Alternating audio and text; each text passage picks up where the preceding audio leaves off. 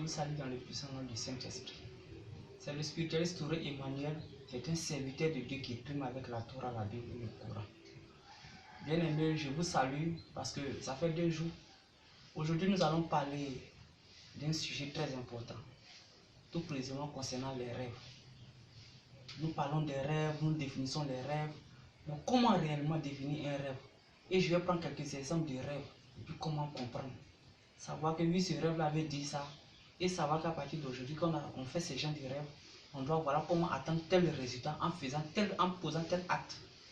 Donc pour cela, le spirituel Touré Emmanuel, il est au 45 86 89 56 et au 59 25 14 74. Et ma page Facebook, La Spiritualité en Action. Et ma chaîne YouTube, Kevin La Spiritualité en Action. Oui, comme je le disais, les rêves, Dieu a passé par les rêves pour pouvoir nous faire entendre et comprendre sa parole. Par tous nos personnages des 3 livres saints, c'est-à-dire la Torah, la Bible, le Coran. Il a pris par exemple Abraham pour pouvoir passer par des rêves, lui faire comprendre certaines choses, comment Dieu voulait qu'il marche. Il a passé aussi par, comment il s'appelle là, le prophète Mohammed sallallahu alayhi wa sallam. Il a passé aussi par Jonas. Il a passé aussi par Josué. Parce que tout cela, Dieu devrait donner aussi une connaissance. Mais Dieu sait que quoi? À travers les rêves, on ne peut pas dire que on ne comprend pas Dieu. Pourquoi on ne peut pas comprendre Dieu? Parce que Dieu lui-même a la puissance qu'il a, la force qu'il a, physiquement venir devant nous. Ça sera trop fort pour notre entendement. Donc souvent, il doit passer par les rêves pour nous faire entendre et comprendre sa parole. Donc les rêves aussi jouent vraiment un rôle prépondérant sur notre vie. Et on doit savoir que dans notre vie, sans les rêves aussi, nous sommes rien. C'est pourquoi ceux qui ne rêvent pas, ce n'est pas du tout bien. Les rêves nous permettent de comprendre aussi certaines choses pour le futur. Donc aujourd'hui, je vais parler des rêves. Sachez que tous ces personnages que j'ai cités, même les Noé, même les Adam, tout ce que je vais parler de eux aussi sont passés. Dieu aussi a passé par les rêves pour les faire entendre et comprendre sa parole. Aujourd'hui, nous allons parler avec au moins 3 exemples de rêves qui vraiment nous tiennent à cœur. C'est pour cela que je vais commencer avec le premier rêve. Voilà un rêve, tout le temps les gens le disent. Mais moi, avec ma modeste connaissance, je vais vous parler un peu de ce rêve-là. Quelqu'un qui rêve, il se retrouve tout le temps au village. Tout le temps, lui se retrouve au village. Dans tous ces rêves-là, tout moment, il se retrouve au village. Ces gens de rêves-là, vous devez savoir que si tu n'es pas au village, et tu es ailleurs, et puis tout le temps tu te retrouves au village, ici, le rêve va donner plusieurs significations. Et parmi ces plusieurs significations, voilà quelques significations.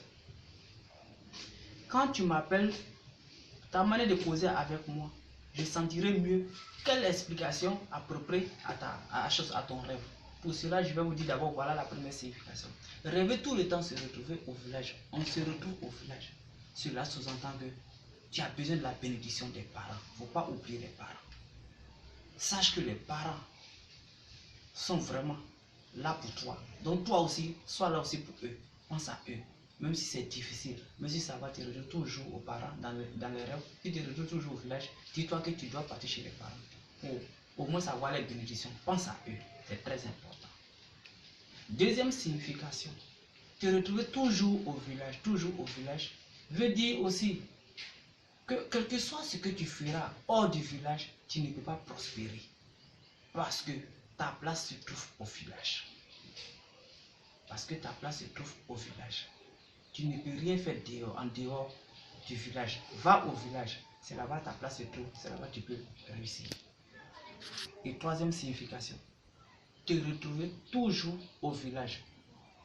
Cela sous-entend que, quel que soit le lieu où tu seras, c'est considéré que tu es au village. Ça veut dire quoi? Ça veut dire que si tu vas faire ce que tu veux faire là-bas, l'ennemi est toujours à ta trousse. Il sait ce que tu fais, comment tu vis, comment tu... Ne te dis pas que tu es loin. On sait tout ce que tu es en train de faire. On voit dans tout. Mais c'est en causant avec moi, en expliquant ton rêve, je sentirai parmi ces 3 explications où tu te trouves. Aussi, voilà, des gens aussi, ils disent qu'ils font les rêves, ils voient toujours quelqu'un qui est mort, qui vient causer avec eux. Quelqu'un qui est toujours mort, il cause avec eux.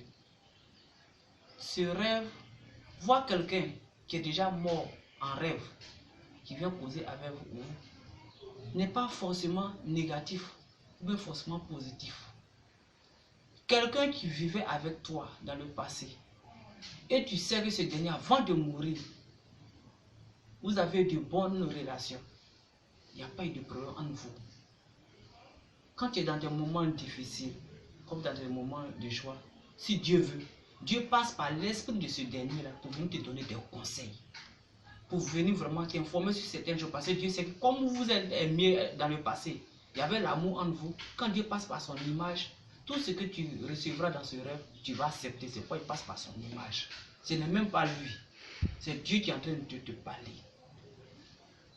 Donc ici, la première signification, voir quelqu'un qui est mort en rêve, veut dire que ce dernier-là, Dieu passe par son image pour pouvoir te transmettre des savoirs, des connaissances, pour te conseiller souvent dans des moments de... Parce que ce dernier, il aimait ton affaire, il te voyait réussir, il voulait te voir réussir. C'est pourquoi Dieu passe par son image. Il y a d'autres aussi, quand tu vois que ce dernier était mort et puis vous êtes ensemble, ici c'est pas bon. Parce que tout simplement, Dieu va prendre son image parce que toi-même tu sais que Dieu son vivant, il n'y avait pas l'entendre, vous ne vous comprenez pas. Ça n'allait pas entre vous.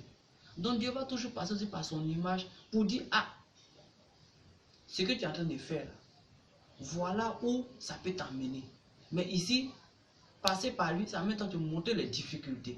Quand Dieu passe par lui, c'est pour te montrer que tu as la difficulté. Lui qui n'aimait pas ton affaire, c'est pas après sa mort qu'il va aimer ton affaire. Donc où tu vas le voir dedans, c'est une manière de dire, ou même tu t'en as déjà même là. Je suis un faux chipé, fais très attention. Troisième signification, voir quelqu'un qui est déjà mort en rêve.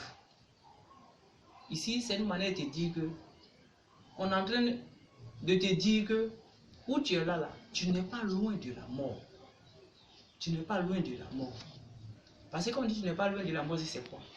Ça te permet, de la manière où vous échangez, ça te permet de savoir que toi-même où tu es là, tu es dans un état critique. Et 99%, je dis que 99%, parce que nous disons, quand nous parlons avec humilité, et 99%, on ne peut pas résoudre ton affaire. On ne peut pas résoudre ton affaire. Ton temps arrivera, tu vas partir. Parce que ici, l'esprit qui vient te montre, parce que l'esprit va souvent mettre cause de ce qui se passe là-bas. Comment ça se passe? Il t'invite même à le suivre. Dis-toi que toi, c'est ton temps qui est proche.